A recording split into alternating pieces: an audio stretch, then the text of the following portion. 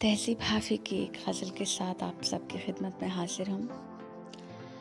तेरा चुप रहना मेरे ज़हन में क्या बैठ गया, तेरा चुप रहना मेरे ज़हन में क्या बैठ गया, इतनी आवाज़ें तुझे दी कि गला बैठ गया।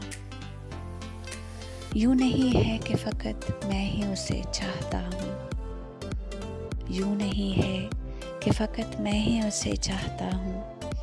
जो भी उस पेड़ की छाँव में गया बैठ गया। इतना मीठा था वो गुस्से भरा लहजा मत पूछ, इतना मीठा था वो गुस्से भरा लहजा मत पूछ। उसने जिसको भी जाने का कहा बैठ गया।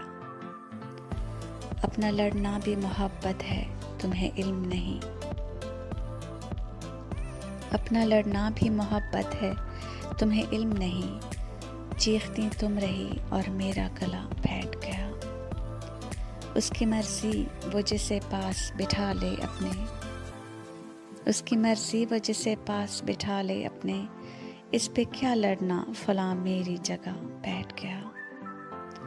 बात दरियाओं की सूरज की न तेरी है यहाँ, बात दरियाओं की सूरज की न तेरी है यहाँ। दो कदम जो भी मेरे साथ चला बैठ गया।